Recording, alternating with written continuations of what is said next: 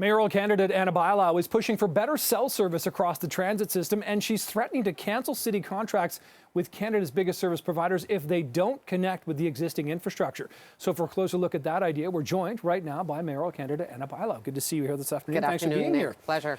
So explain to our audience kind of what the system is kind of as it exists right now and what you want to see, because it's an interesting suggestion you're putting forward. Well, there's contracts worth almost $30 million with Bell, Telus and Rogers for cell service for the City of Toronto. And I want to make sure that we provide those contracts to companies that are going to have reliable service in our subway. We need to have the subway with that service. I think I was here a few weeks ago when we talked about this. Yeah. You know, there's safety issues, reliability issues, and it's not acceptable that people have to wait until they get above ground to send a text, to speak to their families, to, you know, we have a text line, a safety app that doesn't work in our subway. We need them to come to the table. We need a solution. And Rogers did put out a press release saying that they wanted to be part of the solution.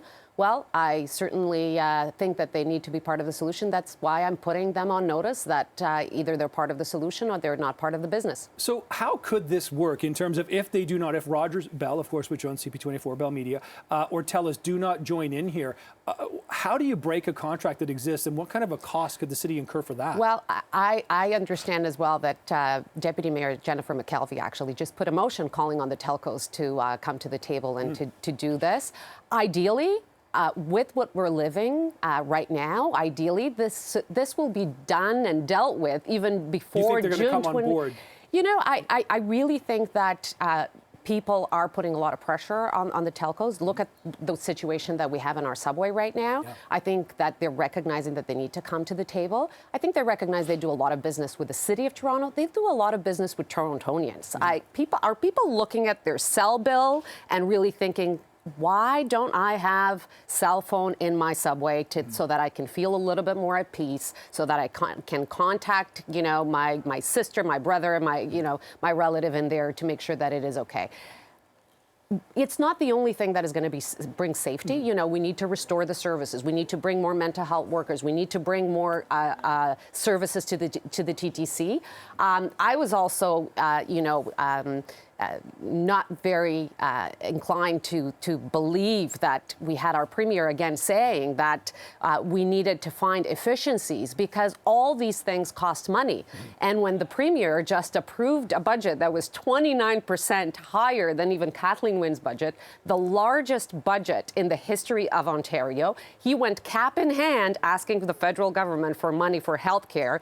And the crisis that we have in Toronto, the response we're getting is go find efficiencies. Well, mental health workers, supportive housing, more boots on the ground, more outreach workers, that costs money. We need these kinds of solutions, like the mobile service in the subway, but we also need to make sure that we lead by example, that we don't go to the other orders of government, like the federal government, and ask for money when 29% of the budget was increased.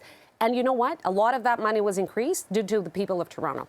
Because any of us go to the stores and, you know, for any goods that we pay $100, we're probably paying $150 right now. Yeah. All that HST is going to the province and the feds, not the City of Toronto. So let's shift then and talk about that, because that lack of recognition for the city, whether it's at the provincial level in the budget a week ago or the federal budget just a few days ago here, how concerned are you about that Toronto is not being recognized by the feds, by Ottawa, as the economic engine of Canada and as such a generator and such a key part of not only Ontario's economy, but Canada's economy? That seems to be very concerning. Very concerning. I think that we're all saying it. We are the, like you said, we are the economic engine of the city, and people are struggling. Our TTC is getting cuts. Our services are not up to bar. Our affordable housing, we need to build more of it.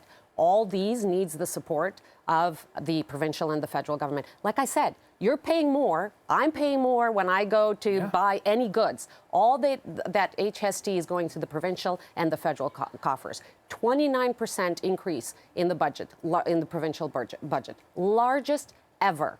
And here we are, the economic engine of the city, Toronto. Where are the other governments for Toronto? Where are them to make sure that people are getting services that their lives are better, more affordable, are made easier. That's what we need. And you've heard me talk about the Gardner as well and the DVP. You know, do you even notice when you come from the QEW into the Gardner? Not particularly, and I drive it every single day. But as a Torontonian, you pay for the Gardner, unlike the people in Mississauga for the QEW. We need a fair deal for Toronto, and we need to make sure that we're investing the money in the services, in a safe, reliable, and convenient TTC. That includes, you know, making sure that we have cell service. That is part of the solution. We need to use as a city all the tools that we have available, and $30 million in contracts. It's a good tool to make sure that the telcos, these companies, come to the table and work with us on a solution. But we also need to make sure that, you know, Doug Ford is also not commenting on how you vote, but actually he's telling us how he's going to help with these issues. Well, I suppose if you're calling Queen's Park or Ottawa, make sure you do it when you're above ground and rather than in the subway tunnels, at least at this point. I Ana Bailao, will. Mayoral candidate, thanks for joining us this afternoon. I know we'll talk more about this in the future. Thanks so much.